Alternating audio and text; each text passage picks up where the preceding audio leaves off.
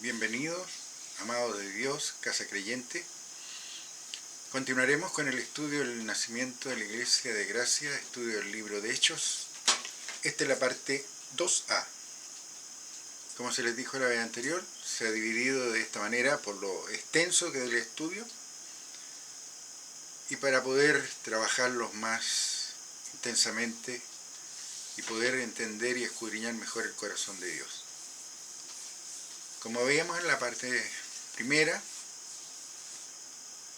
el nacimiento de la Iglesia de Gracia, el estudio del libro de Hechos, está dividido, o se puede dividir claramente en 8 declaraciones, que son resúmenes concluyentes de cada parte. Como ya vimos en la parte anterior, la primera declaración en el libro de Hechos comenzó con el derramamiento del Espíritu Santo el día de Pentecostés. Es lo que declara Dios del crecimiento y expansión de la Iglesia de Gracia. El directo resultado de creer y hacer un estilo de vida la voluntad revelada de la palabra de Dios. Fue el cumplimiento de la promesa hecha por nuestro Padre y declarada por su Hijo, por Jesús, que vendría un Consolador, el Espíritu Santo, que en las arras la prueba en manifestación para todo el que creyera y haría lo que Dios busca. Como siempre, tomen sus Biblias y vayan a Juan 4:24. Dice Dios en su palabra: Dios es espíritu, y los que le adoran en espíritu y en verdad es necesario que adoren. Adorar. Vamos a desglosar un poco este versículo. Dios es espíritu y los que le adoran. ¿Qué es lo que es adorar? Alabar, honrar, servir. En espíritu y en verdad. Alabando a Dios. Alabar, honrar, servir. Al hablar en lenguas es la base. Se adora, se alaba a Dios. Se fortalece al hombre interior, se da gracias bien. Se intercede por los santos, se hablan secretos divinos con Dios. Se escudriña aún lo profundo de Dios. Eso es alabar a Dios. Es lo que enseñaron los renacidos comenzando con la apología hecha por Pedro el día de Pentecostés. Y al hablar la palabra de Dios sin interpretación privada, al exponer la palabra de Dios correctamente dividida con claridad, convicción, sin temor, practicar los principios de la palabra de Dios recibida con creencia, renovando la mente, cambiando los patrones de pensamiento y acción, cambiando todo lo aprendido y practicado por las religiones. Eso lleva a vivir el versículo resumen de la primera declaración. Hechos 2:47. Así terminó la primera parte de este estudio. El resumen concluyente de la primera parte es Hechos 2:47. Alabando a Dios y teniendo favor con todo el pueblo, y el Señor añadía cada día a la iglesia los que habían de ser salvos. Un mismo sentir, alabando a Dios. Todos hablaban en lenguas sin excepción. No se escogía a ciertas personas, teniendo favor con todo el pueblo. Crecimiento y expansión genuino. Todos enseñaban lo aprendido, y el Señor añadía cada día a la iglesia los que habían de ser salvos. Si las congregaciones, religiones, denominaciones vivieran este solo versículo, no existirían las divisiones, no existirían las diferentes doctrinas y las diversas prácticas cerradas, y muchas veces convirtiéndose en acciones diabólicas que se pueden ver a simple vista al visitarlas. Pero ahora sigamos con la segunda declaración. Hechos 2:32.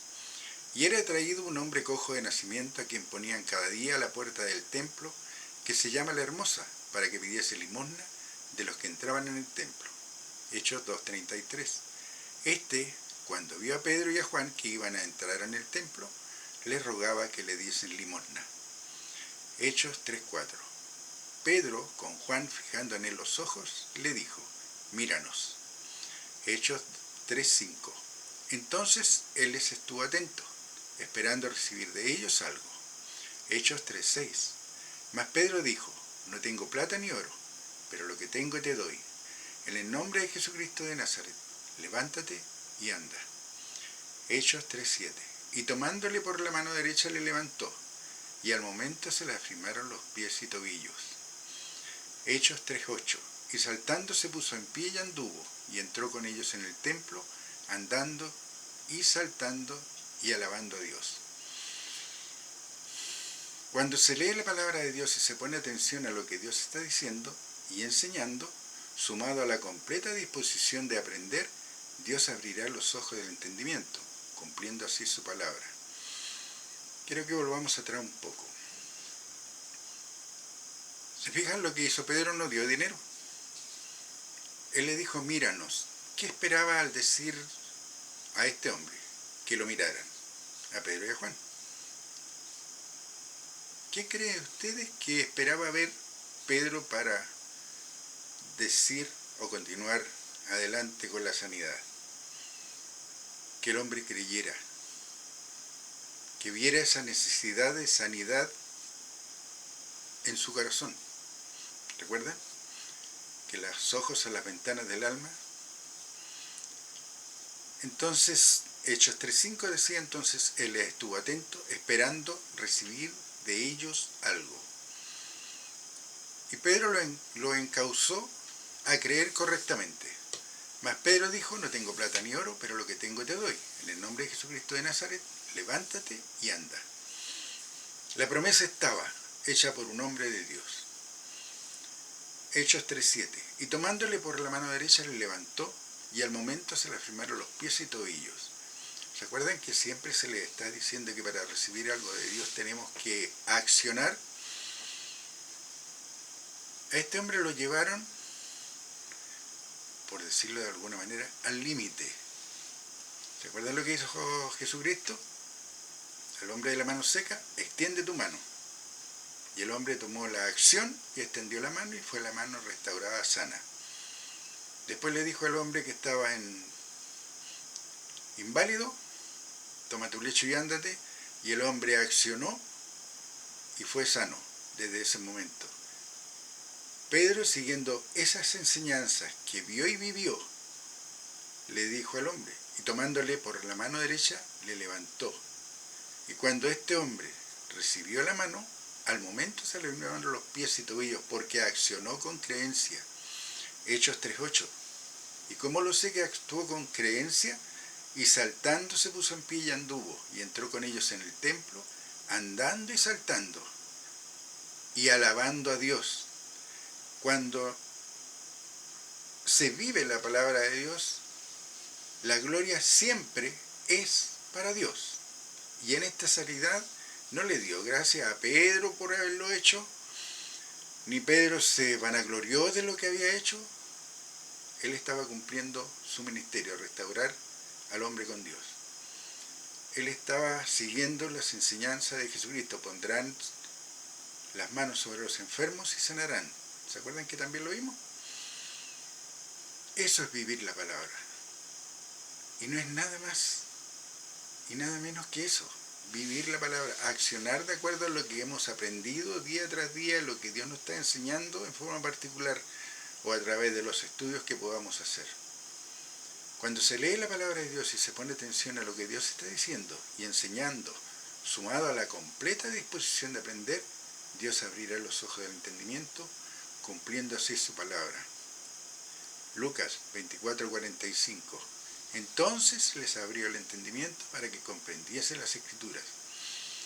Cuando tú dispones tu corazón para aprender, Dios te da la sabiduría, Dios te da el entendimiento, te abre los ojos del entendimiento para escudriñar y entender su corazón. En griego, la palabra entendimiento también se traduce mente. ¿Recuerdan dónde se desarrolla la competencia espiritual? Es en la mente.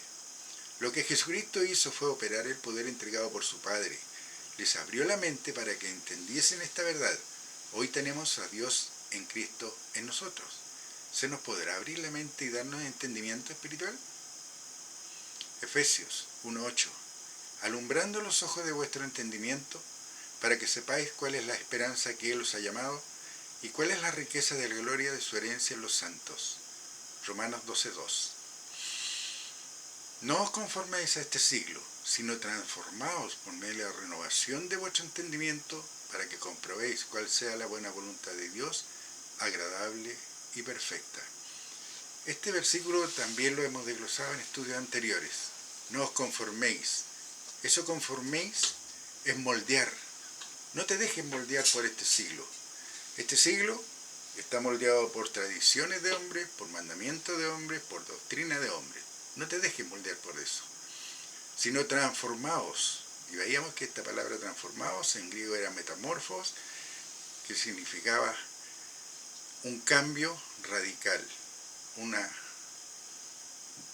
Y el ejemplo que se daba, que es el mejor ejemplo que se puede dar en este caso de transformaos, es el cambio de una oruga a una mariposa.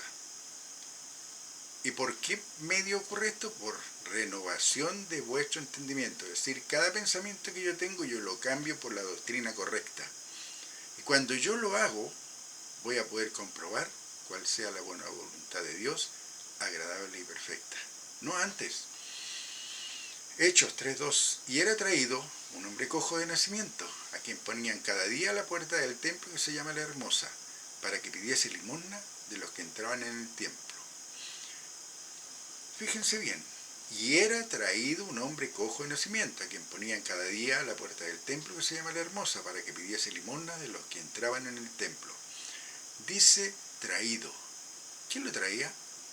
El que lo traía, ¿vivía de lo que este hombre recibía de limosna? ¿Era el deseo de este hombre estar así? ¿Es la voluntad de Dios que este hombre naciera así o estuviera así? ¿No es la creación de Dios perfecta? Hechos 3:6. Mas Pedro dijo, no tengo plata ni oro, pero lo que tengo te doy. En el nombre de Jesucristo de Nazaret, levántate y anda. ¿Qué es lo que el hombre esperaba recibir? Pedro vio en el hombre su real necesidad. Esta era sanidad. Hoy día la manifestación de sanidad, una de las 9 manifestaciones del Espíritu Santo, se ha perdido en el tiempo. El adversario la ha diluido, la ha convertido en un show, algo grotesco y engañoso, ya que para el supuesto líder su intención no es traer liberación de los cautivos por el diablo, o liberar de los efectos del dominio de los espíritus diabólicos sobre la gente, ni tampoco su intención es mostrar el poder de Dios en Cristo que está disponible para todo aquel que cree. Muy por el contrario, busca ensalzar al hombre, y eso es egolatría. Hechos 3:7. Y tomándole por la mano derecha le levantó y al momento se le firmaron los pies y tobillos. Hechos 3:8. Y saltando se puso en pie y anduvo y entró con ellos en el templo, andando y saltando y alabando a Dios, y todo el pueblo le vio andar y alabar a Dios. Hechos 3:9. Y le reconocían que era el que se sentaba a pedir limosna a la puerta del templo, La Hermosa, y se llenaron de asombro y espanto por lo que le había sucedido. He aquí la diferencia entre una sanidad producida por la manifestación del Espíritu Santo de un hombre que actuó creyendo en la promesa de Dios, es decir, Pedro, y un hombre que creyó por recibir sanidad, el limosnero. Cuando las necesidades y los deseos están paralelos, Dios siempre responde mostrando todo su poder. Primero, para respaldar la promesa escrita en su palabra revelada. Segundo, respaldar a la acción creyente del hombre que anda de acuerdo con su voluntad. Y el efecto siempre será alabar a Dios. Hechos 3:12. Viendo esto, Pedro respondió al pueblo, varones israelitas, ¿por qué os maravilláis de esto? ¿O por qué ponéis los ojos en nosotros? Como si por nuestro poder o piedad hubiésemos hecho andar a éste. Hechos 3:13. El Dios de Abraham, de Isaac y de Jacob, el Dios de nuestros padres, ha glorificado a su Hijo Jesús, a quien vosotros entregasteis y negasteis delante de Pilato, cuando éste había resuelto ponerle en libertad. Nuevamente Pedro comienza su prédica con una confrontación. Los reconviene por maravillarse la sanidad hecha, por pensar que por el poder de un hombre se haya efectuado la sanidad. Les muestra, además, que Jesucristo no era Dios, sino el Hijo que Dios glorificó. Jesús hizo disponible la sanidad al ser obediente hasta la muerte. 1 Pedro 2:24.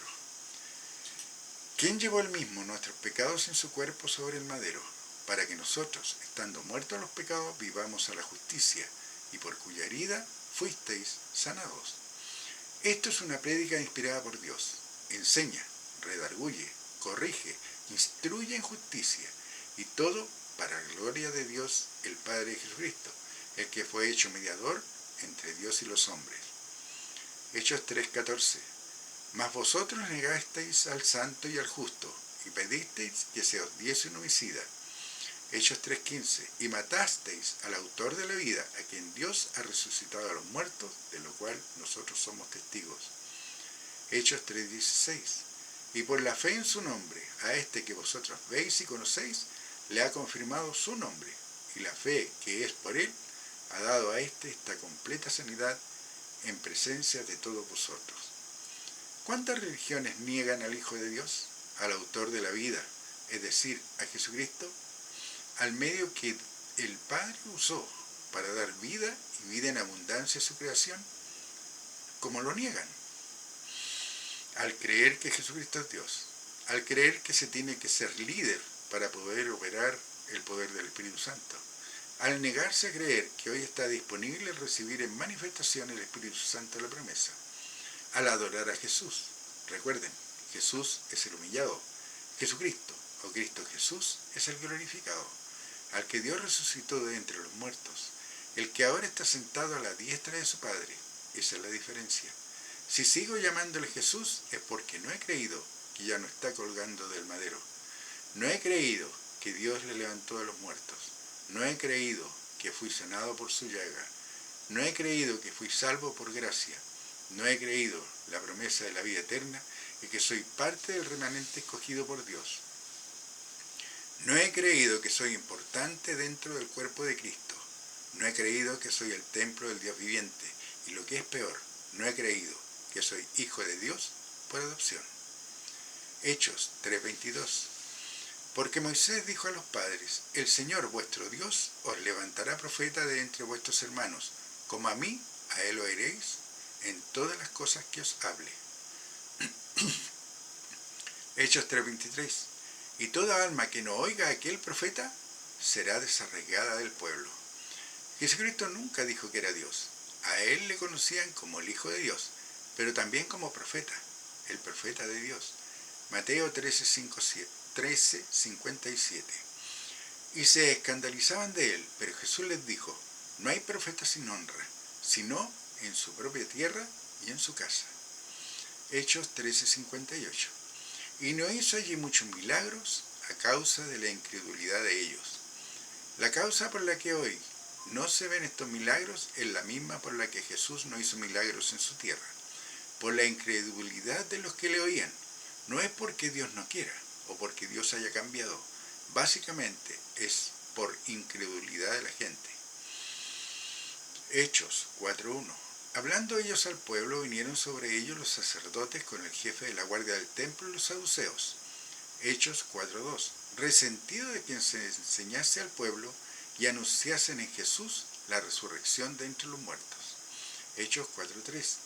Y les echaron mano y los pusieron en la cárcel hasta el día siguiente, porque era ya tarde. Hechos 4:1. Pero muchos de los que habían oído la palabra creyeron, y el número de los varones era como 5.000. Cuando se enseña la palabra de Dios sin interpretación privada, sin añadirles, quitarle o cambiarle, habrá un impacto en los oyentes. Esa palabra que se enseña, redarguye, corrige, instruye en justicia, es la espada que penetra en lo profundo del centro de creencia del hombre o la mujer, el corazón. Hebreos 4:12. Porque la palabra de Dios es viva y eficaz, y más cortante que toda espada de 2 filos, y penetra hasta partir el alma y el espíritu, las coyunturas y los tuétanos, y discierne los pensamientos y las intenciones del corazón. Muchos dirán que hoy no se encarcela al que habla la palabra, y es cierto, ya no es una cárcel física, es una mental.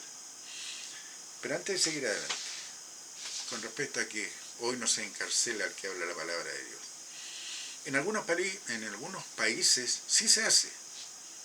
En algunos países en que se oponen a todo lo establecido por Dios, sí se hace. Es físico, no tan solo espiritual.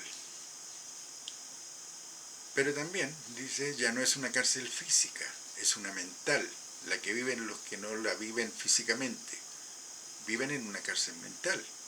El miedo, la duda, el temor son cárceles mentales. El que dirán, las religiones que mantienen en cárceles de error a sus seguidores todas esas cárceles tienen el mismo fin: alejar de Dios a la creación. Aunque sí ocurren encarcelaciones y hasta muerte en países con cierta ideología o doctrina idolátrica. Otro error doctrinal de las religiones es creer que solo los 12 discípulos hablaron en lenguas el día del derramamiento del Espíritu Santo en el lugar donde estaban reunidos. Omiten o ignoran que también se menciona a 120 seguidores que les acompañaron desde el bautismo de Jesús. También fueron testigos de su resurrección hasta su ascensión. Y partiendo de lo declarado por Dios, que no hace excepción de personas, debo entender que todos ellos manifestaron el Espíritu Santo hablando en lengua.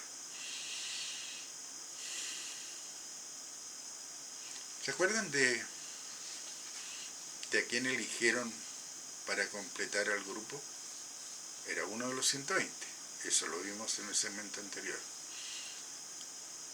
Pero hay algo que olvidan, que lo vamos a ver un poco más adelante, me estoy adelantando. Cuando eligieron a 2 para que sirvieran a las mesas, Felipe y Esteban, estaban llenos del Espíritu Santo. Es decir, ya no eran los 12 que estaban llenos del Espíritu Santo, y ahí se confirma que había más gente. Si no eran los 120, eran todos los 120 más los 12 discípulos, y entre esos 120 estaba Felipe y Esteban. Pero ya lo vamos a ver más adelante. Dice que se añadieron ese día como 3.000 personas, también en Hechos 2:41, ¿se acuerdan que lo leímos en el segmento anterior? 3.000 personas. Si más adelante en este mismo relato dice que estaban unánimes, juntos en un mismo sentir, debo suponer que ellos también hablaban en lenguas. Pero ahora dice la palabra de Dios que los que creyeron eran como 5.000 varones, a grandes rasgos. Hasta ahora, si sumamos todos los que renacieron al creer y confesar a Jesús como Señor y Cristo, y que entendieron que Dios le levantó de los muertos, son más de 8.000 personas, en muy corto lapso de tiempo. Y como veremos más adelante, la única prueba de haber renacido, de haber sido bautizado con el Espíritu Santo, en el nombre de Jesucristo, es hablar en lenguas. Hechos 4:5. Aconteció al día siguiente que se reunieron en Jerusalén los gobernantes, los ancianos y los escribas. Hechos 4:6. Y el sumo sacerdote Anás y Caifás y Juan y Alejandro y todos los que eran de la familia de los sumos sacerdotes. Hechos 4:7. Y poniéndoles en medio, les preguntaron con qué potestad o en qué nombre habéis hecho vosotros esto. Volvamos atrás, quiero que veamos algo. Dice, y el sumo sacerdote Anás y Caifás y Juan y Alejandro y todos los que eran de la familia de los sumos sacerdotes. No es lo mismo que hace la religión hoy día, que se pasan el bastón de mando de padres a hijos. No, yo soy pastor, entonces mi hijo es pastor y mi señora es pastora. ¿No has escuchado eso? No es lo mismo que hacían estos religiosos como el sumo sacerdote Anás y Caifás y Juan y Alejandro y todos los que eran de la familia de los sumos sacerdotes. Así que todos los que eran familia también eran sacerdotes. Bonito. Y poniéndoles en medio les preguntaron, ¿con qué potestad o en qué nombre habéis hecho vosotros esto? Hechos 4:8. Entonces Pedro, lleno del Espíritu Santo, les dijo, gobernantes del pueblo y ancianos de Israel, en los líderes religiosos, ¿cuál era la prioridad en su interrogatorio? ¿Importaba la sanidad del mendigo? Por supuesto que no. Hoy es igual. Cuando se enseña la exactitud de la palabra de Dios, lo primero que preguntan es, ¿de qué religión eres? ¿A cuál congregación vas? ¿Quién es tu líder? No reciben el mensaje. O si no te preguntan, ¿eres pastor? Pues también preguntan, cuando tú enseñas la palabra de Dios, lo primero que te ponen es un título. Porque así están acostumbrados. No reciben el mensaje.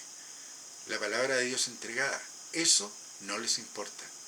Pero a nosotros solo nos debe importar el mensaje de Dios o de parte de Dios que se nos entrega, siempre y cuando este mensaje sea inspiración genuina, que no se le esté dando interpretación privada o sacando de contexto. Y eso solo se logra siguiendo las enseñanzas que se reciben con la Biblia para ver si estas cosas son así. Debe edificar, consolar, exaltar, enseñar, redarguir, corregir instruyendo en la justa justicia de Dios. Amado de Dios, siempre se les ha dicho y se les conmina a que sigan estos estudios con su Biblia. Es con este fin, para que vean que estas cosas son así. Dios les bendiga. Un fuerte abrazo.